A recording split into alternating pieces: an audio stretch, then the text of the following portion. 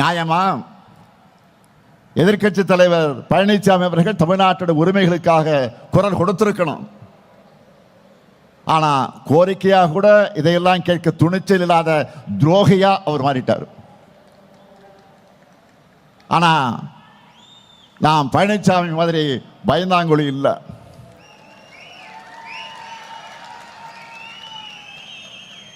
ஆட்சிகளில் பதவிகளில் உயிரே போனாலும் எதை பற்றி நாங்கள் கவலைப்பட மாட்டோம்.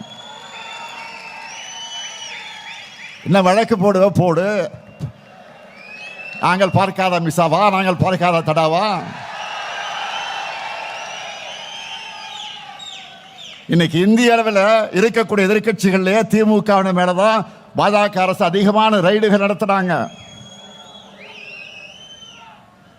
நம்ம அமைச்சர்களுக்குத்தான் அதிக அளவில் அழுத்தம் கொடுக்கிறாங்க.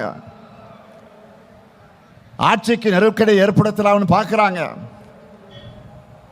எமர்ஜென்சியை பார்த்த இயக்க திமுக. அதனால உங்களுடைய இந்த சிபிஐ, இடி, ஐடி என எந்த சித்து விளையாட்டுக்கு நாங்கள் அஞ்ச மாட்டோம். அதுக்கு வேற ஆளை பாருங்க.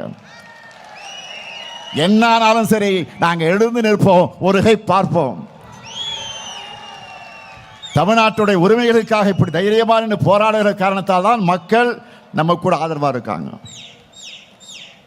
அதனால தான் சந்திக்கிற எல்லா தேர்தலையும் நாம் ஜெயிச்சுக்கிட்டு இருக்கிறோம். இந்தியாவிலே எந்த மாநிலத்திலும் இல்லாத அளவுக்கு மக்களுக்கான திட்டங்களை நிறைவேற்றி கொண்டிருக்கிறோம். ஸ்டாலின் பேசியிருக்கிறார். இங்க மதுரையில் கூட்டத்தில் பேசியிருக்கிறார். அந்த கூட்டத்தில் பேசிக்கிட்ட பொழுது எடப்பாடி பழனிசாமி துரோகி என்று சொல்லியிருக்கின்றார். யார் துரோகி? திரு ஸ்டாலின் துரோகி.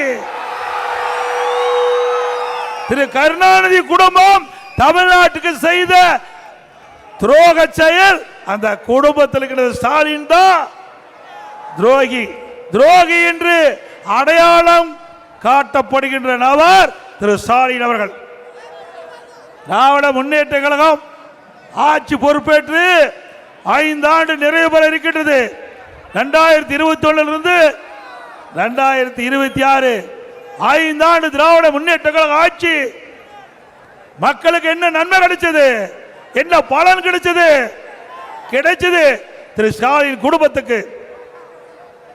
இன்றைக்கு திராவிட முன்னேற்ற கழகம் திரு ஸ்டாலின் தலைமையிலே ஆட்சி அமைக்கப்பட்டு இந்த 5 ஆண்டு காலத்தில் எங்கே பார்த்தாலும் போதைப் பொருள் விற்பனை நடக்குதில்ல? உண்மைதானே? எது கிடைக்குதோ இல்லையோ, கஞ்சா எல்லா இடத்துலையும் கிடைக்குது. இன்றைக்கு இளைஞர்களை, மாணவர்களை, பொதுமக்களுக்கு போதைக்கு அடிமையாக்கிய துரோகி திரு ஸ்டாலின் அவர்கள்.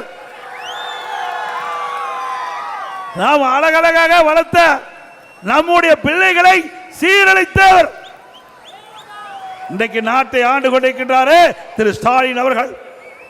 மாநிலத்தில் முதலமைச்சர் இருக்கிறாரே திரு ஸ்டாலின் அவர்கள். பல முறை எடுத்து சொன்னேன், அவர் செவிசாய்க்கவில்லை. தமிழகத்தில் போதை நடமாட்டம் அதிகரித்திருக்கின்றது. போதை நடமாட்டத்தை கட்டுப்படுத்துங்கள், இல்லாவிட்டால் தமிழகம் சீரழிந்து விடும். பல முறை எச்சரிக்கை விட்டோம், அதை பற்றி கவலைப்படல. ஏன்னா இந்த போதைப் பொருள் அதிகமாக விற்பதே திமுக கட்சி சேர்ந்த நிர்வாகிகள் தான். உண்மைதானே? மாணவர்களை, இளைஞர்களை, பொதுமக்களை சீரழித்த துரோகி திரு ஸ்டாலின் அவர்கள். உண்மைதானே? ஆக அவ்வளவு எரிச்சல். 5 ஆண்டு காலம் கொள்ளையடிப்பதே குறிக்கோளாக கொண்ட ஒரே ஆட்சி திமுக ஆட்சி. வேற என்ன செஞ்சீங்க நாட்டு மக்களுக்கு? பல முறை சட்டமன்றத்தில் எச்சரிக்கை விட்டேன். 2 நாளைக்கு முன்பு சட்டமன்ற நிகழ்ச்சி 2.5 மணி நேரம் பேசினேன். இந்த முதலமைச்சர் சட்டமன்றத்துக்கு வரல, ஓடி ஒளிந்து கொண்டார். திறமை, தில்லு, திராணி, தெம்பு இருந்தா நான் கேட்கிற கேள்விக்கு பதில் சொல்லிட முடியாது. சரக்கில்லாத மனிதர், பொம்மை முதலமைச்சர், திறமையற்ற முதலமைச்சர். இவர் முதலமைச்சர் ஆன காரணத்தினால்தான் இன்றைக்கு தமிழகம் இன்றைக்கு தலை குனிகின்ற நிலைக்கு ஏற்பட்டு விட்டது. தலை நிமிரல, தலை தொங்கி போச்சு திரு ஸ்டாலின் ஆட்சியில. பிளே ஸ்டோர் மற்றும் ஆப் ஸ்டோரில் இருந்து பாலிமர் செயலியை QR கோடு மூலம் பதிவிறக்கம் செய்யுங்கள். செய்திகளை உடனுக்குடன் பெறுங்கள்.